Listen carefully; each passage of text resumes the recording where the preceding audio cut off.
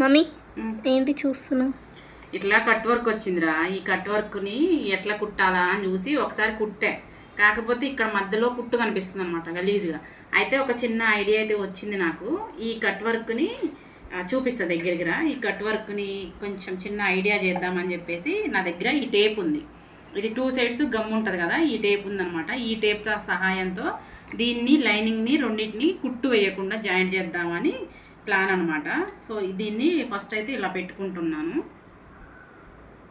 First ఎంత పొడుగు కావాలో అంత పొడుగు పెట్టేసుకొని కట్ చేసుకొని మళ్ళీ ఇంకొక లైన్ కూడా పెట్టుకుంటున్నాను అనమాట. ఎందుకంటే కొంచెం వాష్ చేసినా కూడా ఊడిపోకుండా సింగిల్ లేయర్ లేకుండా దీన్నే దాని పక్క నుంచి ఇట్లా డబల్ లేయర్ లాగా పెట్టుకుంటున్నాం. మీకు కావాలంటే ఇంకో లేయర్ కూడా పెట్టుకోవచ్చు.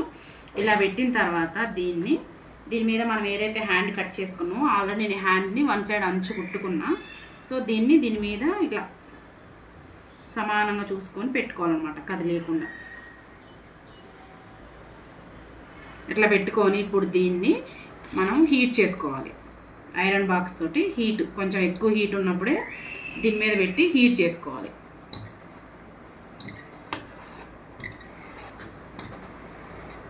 బాగా ఇట్లా ప్రెస్ చేసినట్లు హీట్ చేసుకుంటే మనకి 2 వైపులా అది గమ్ము ఉంటుంది కాబట్టి అతుకుపోద్ది అనమాట. ఇదిగోండి చూసారు కదా, ఇలా అయితే మనకి అతుకుపోయింది. ఇదిగోండి ఊడిపోదు అనమాట మనకి. ఇట్లా జాయింట్ అవుతుంది. నేను అందుకే సగం వరకు వేసాను అనమాట గమ్ము, సింగిల్ది కాకుండా. ఇప్పుడు మనకి స్టిచ్ చేయకపోయినా కూడా ఇది నడుస్తుంది అనమాట. అట్లనే ఇంకో హ్యాండ్ కూడా చేశాను. దీన్ని కూడా అట్లనే ఇంకో హ్యాండ్ కూడా అట్లనే పెట్టి చేశాను అనమాట. మనకి చూడడానికి నీట్గా ఉంటుంది. ఇక్కడ షేప్ అవుట్ అవ్వదు మనకి, ఇక్కడ స్టిచ్ కూడా పడదనమాట. నీట్గా ఉంది కదా. సో ఈ ఐడియా నచ్చితే తప్పకుండా లైక్ చేయండి.